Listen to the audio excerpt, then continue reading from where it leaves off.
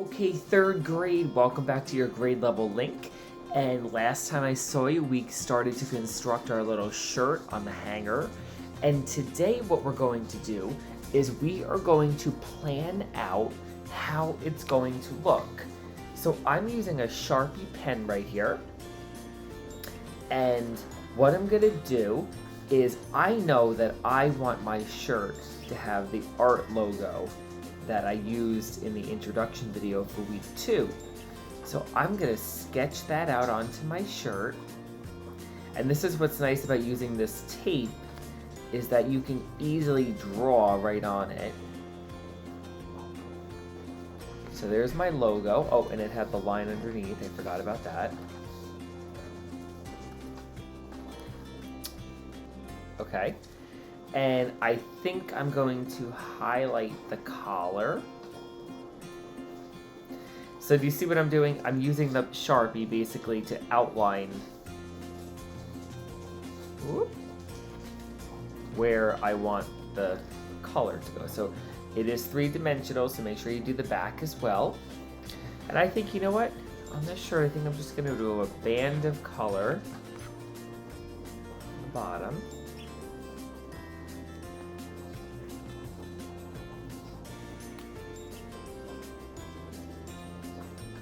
I love that. Look at that. Okay. And now I'm simply going to take markers. Now I happen to have these. You might have Crayola. You might even be lucky enough to have Sharpie colors. I have Sharpie color markers. I just can't find them. So I'm going to use... I think these markers are fantastic. I've been using them for different projects, and I think they look pretty good. So I'm gonna use, let's see, this one is that, it's like a dark green. And I know I wanna color in the word art with this.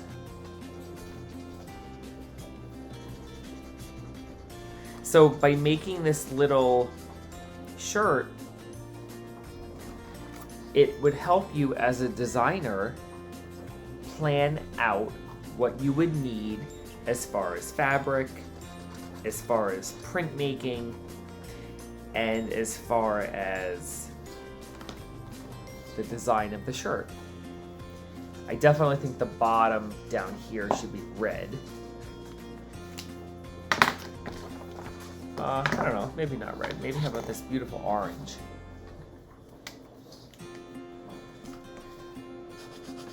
Ooh, I love that with that green.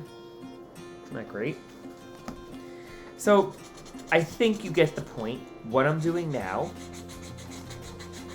is I am taking my time and I am just basically coloring in the shirt. Pretty easy, right? So let me do the back here. And it's nice having the cup inside because you have a spot to put it when you're coloring. Have a spot for your fingers when you're coloring. And let's see, I think I'll make that collar orange as well.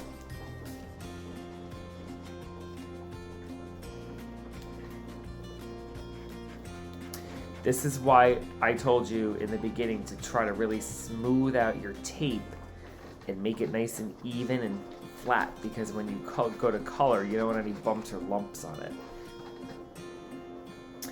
And I think the main part of the shirt, looking at this, I think I'm gonna do it pink. I think the orange and the pink is gonna look great together. You know, I could just kind of go random with the color and make it look like the shirt has paint all over it. That would be kind of a cool idea for an art shirt. Make it look already covered in paint. That's an awesome idea.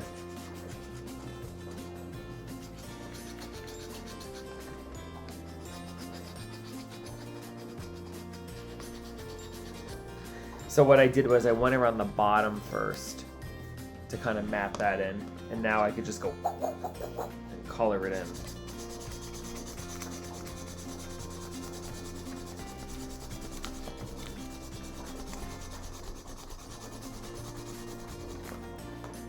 Yeah. Taking my time around those letters.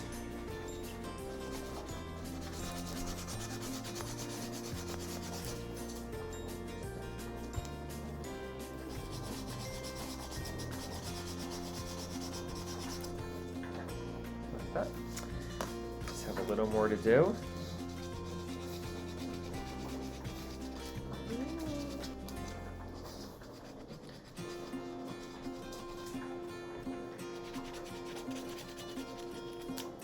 See what's happening? It's leaving white spots. But you know something? That to me almost looks like tie-dye. So I think I'm gonna leave it like that. Because that would be cool if the shirt was tie-dyed.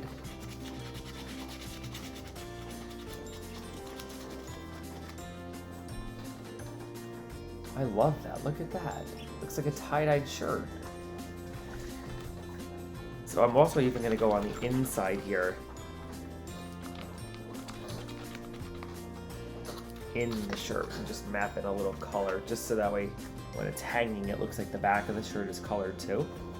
But do you see how I was able to design a shirt with just some tape and some markers? Pretty cool, right? I just want to show you one thing that you can do when you're done coloring if you have some spots and you are using a water-based marker.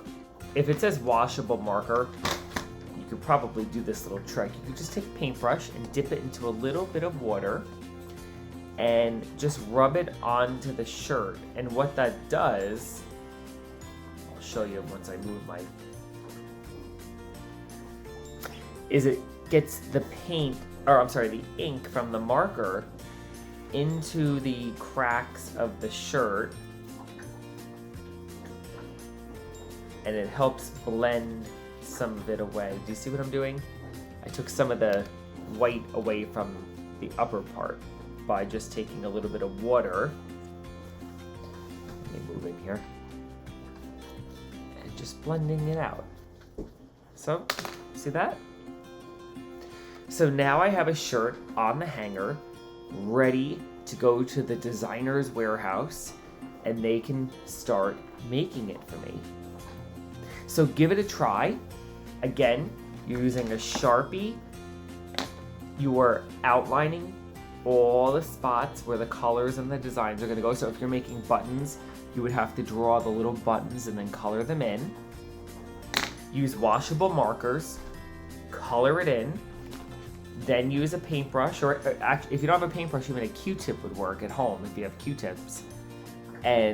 Or a paper towel if you kind of bunch it up to have a little point and use a little water, just rub it on. Okay?